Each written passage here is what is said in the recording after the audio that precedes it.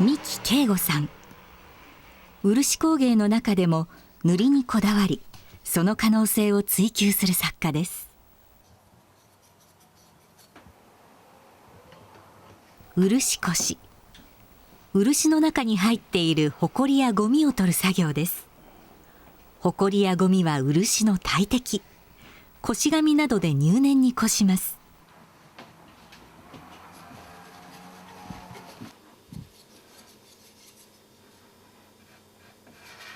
こした漆を器の生地に塗ります。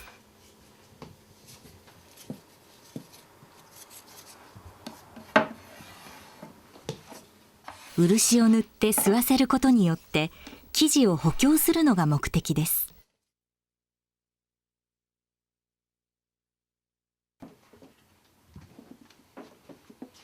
生地固めが終わった器を乾かします。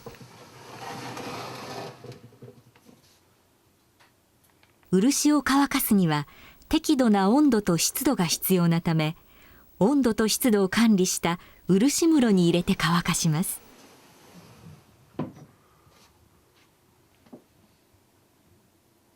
これが室で1日乾かした器です。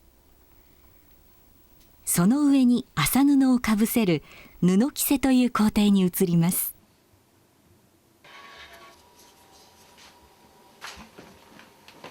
生地にのり漆を配ります。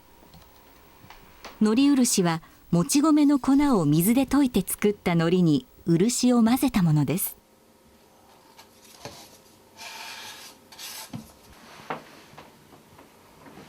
麻布をかぶせ、上からものり漆をすり込んでいきます。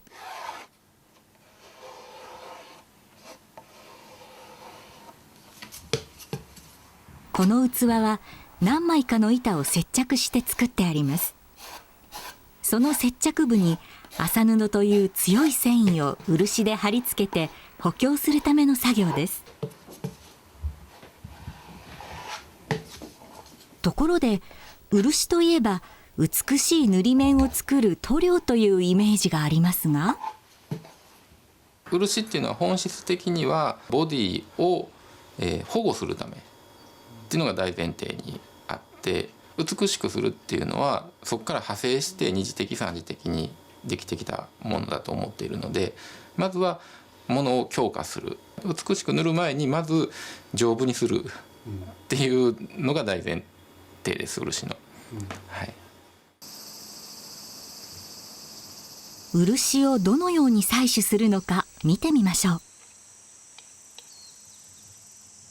福知山市八久野町の雑木林。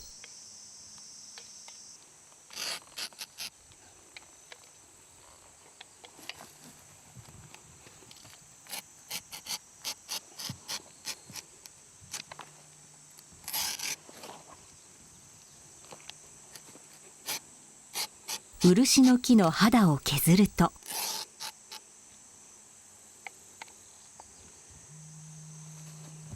樹液がにじみ出てきます。それをヘラで竹筒に流し込みます。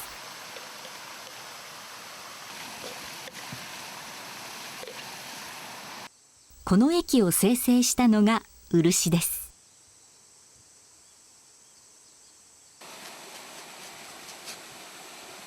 漆は艶やかな塗り面を作る塗料になるだけでなく、耐水、耐酸、耐アルカリの性質があるため、器を保護する働きがあり、粘着性が高いので接着剤の役割も果たします。このようにさまざまな働きをするため、漆は魔法の液体と呼ばれることもあります。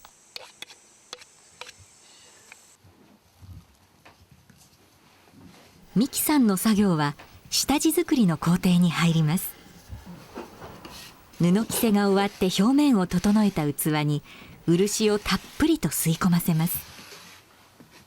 器を補強するとともに、次につける下地の接着を良くするための作業です。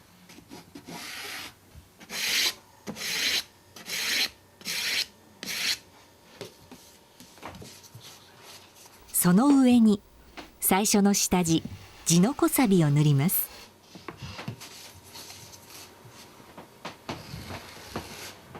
地のこさびは粗めの土である地のこに漆を練り合わせたものです。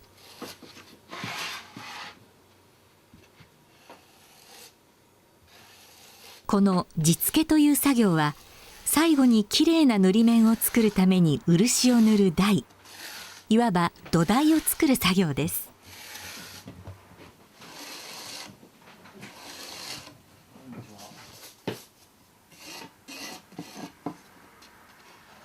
この土台は安定させるため2段に分けて塗ります。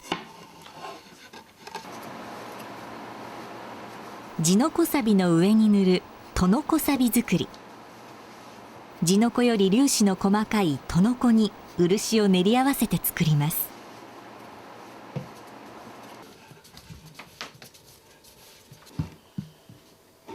地付けをした後の器にとのこさびを塗ります。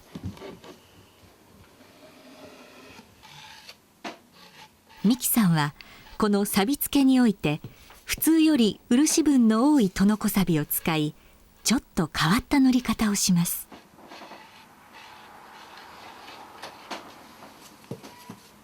角の部分が斜めに上がって少し高くなるように、ちょうど角に突起をつけた形です。平面の角も同様にします。この突起をくくりと呼んでいます。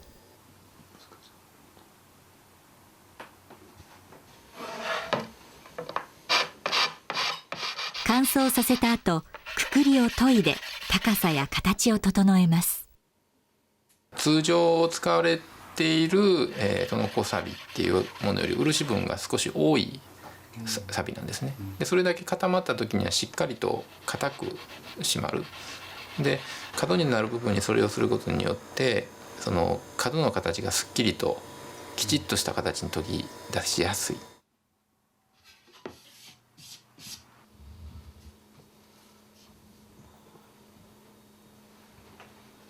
その後平面に錆付けをしていきます。くくりの高さを基準にして均等な厚さの平らな面を作ることができます。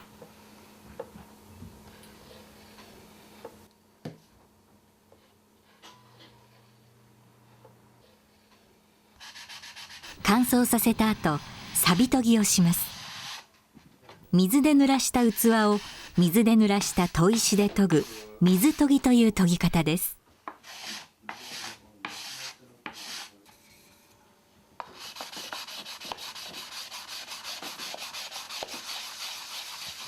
表面の凹凸をなくし、平らで滑らかな面にするための作業ですが、三木さんは砥石で見て研ぐと言います。これで研ぐ時に器物にこう当ててこうすり合わすわけですけれども、その時ここの面とかこの合わさってるここの面っていうのは見えないですよね、自分の目では。でもこう当てて研いでると凸凹とかっていうのを砥石を通じて指が感じ取ってくれる。だから見るっていう感じもいろいろありますよね。視力の見るっていうのもありますし、看護婦さんの看っていう字も見るですよね。であれは手を当てて見る。でそれに近いと思っていただいたらいいかもしれないです。その指先が見るための目になるっていう感覚ですね。角を研ぐ。器物を作る上でしっかりした角のラインを出すことは非常に重要だとされます。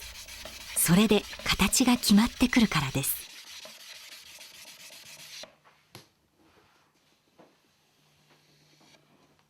この錆研ぎは下地作りの最後の工程です。次は塗りの工程に入りますが、この下地作りまでで作品の出来の 90% 以上が決まってくると三木さんは言います。こういう下地の研ぎ上がったもの、塗る前のものの状態で、自分で塗ってる時もそうなんですけど、塗るのが怖いぐらいに、塗らなくってもいいじゃないかこれはっていうぐらいの緊張感があるいいものである。やっぱり親しいことはきっちりやるっていうのが基本かなと思いますね。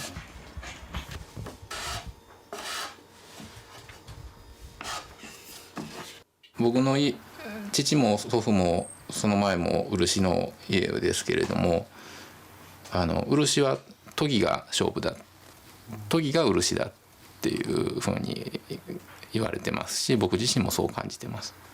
はい。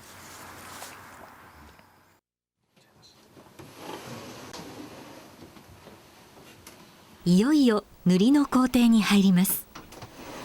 塗りは標準的には下塗り、中塗り、上塗りの3回行います。これは下塗りです。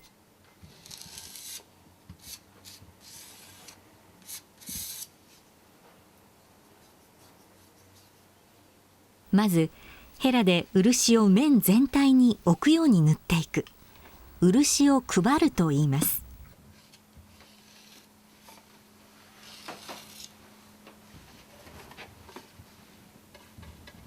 刷毛で漆の表面を整えます。刷毛は撫でる、刷毛で塗るというより刷毛で撫でるっていう感覚の方がいいと思います。下塗りのポイントはできるだけ薄く塗ること。この後に研ぎの作業がありますが、厚く塗るとその時に塗り面の凹凸が見分けにくくなるからです。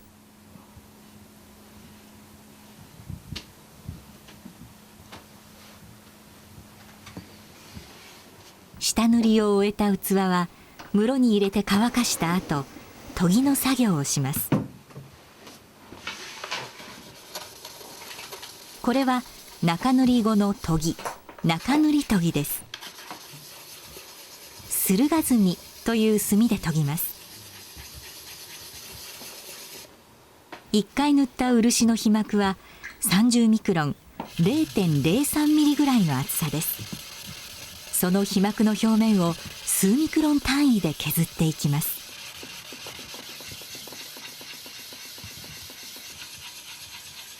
そうすると漆の表面に色ムラが現れてきます。黒く輝いているところがまだ研げていないところ、薄いグレーになったところがよく研げて下の層が出かかっているところです。塗り面の凹凸を示すこの色ムラを目印に、塗りと研ぎを重ねて徐々に凹凸がない平滑な面に仕上げていくのです。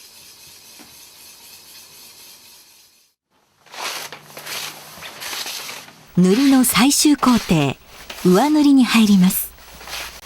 ほこりが付着しにくい服に着替え、粘着シールでほこりを取ります。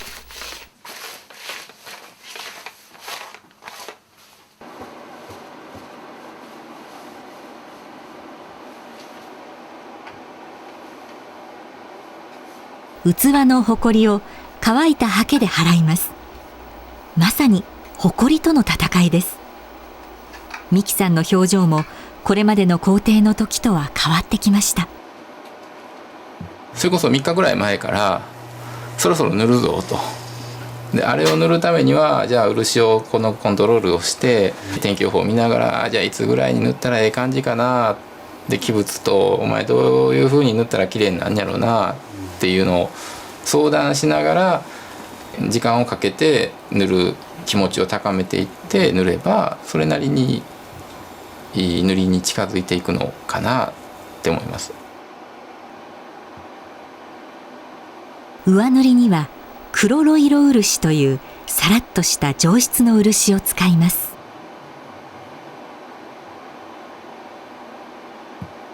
ヘラで配った後、刷毛で整えるのは下塗りと同じです。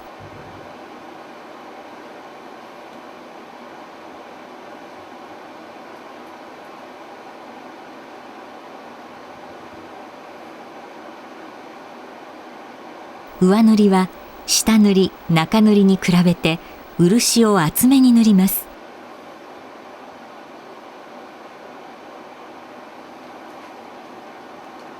細心の注意を払ってもほこりがつくことがあります。ヘラで一つ一つ取っていきます。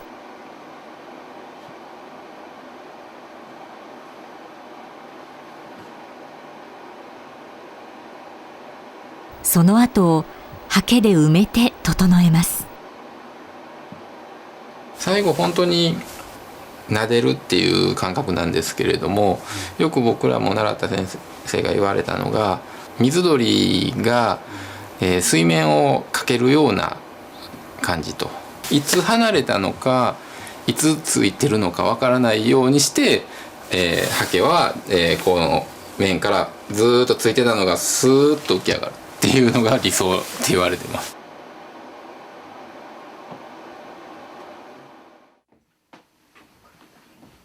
仕上げはすり漆と磨きの工程を繰り返します。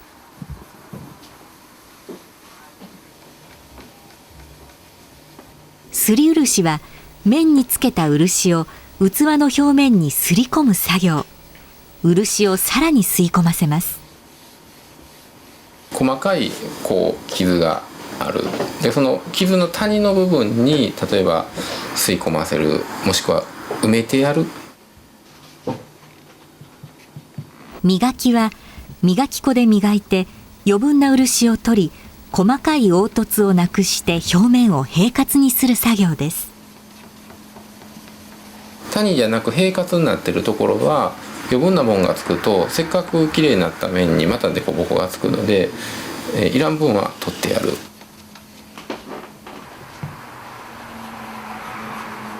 このすり漆と磨きの作業を少なくとも3回繰り返します。繰り返すごとに光沢が増してきます。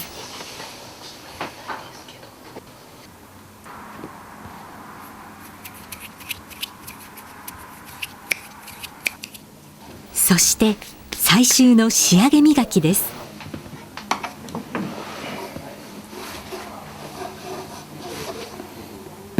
磨き粉を指や手につけて磨きます。指の指紋が繊細なヤスリ、手の油が潤滑油の働きをするといいます。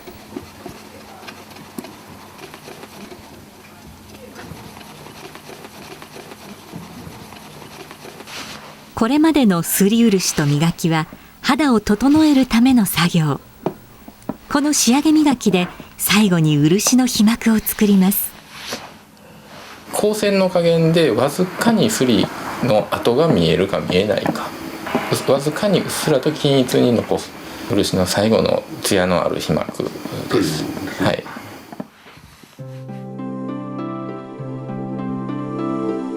作品が完成しました。磨きを重ねた漆の膜の美しい光沢。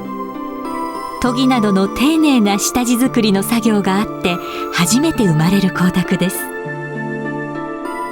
親子4代にわたって漆を家業とする三木家に伝わる言葉。漆は研ぎが勝負だ、研ぎが漆だ。仕上げ作業以上にその前の下地作りが大切だというこの言葉。漆芸だけにとどまらず、すべての工芸に通じる言葉と言えましょう。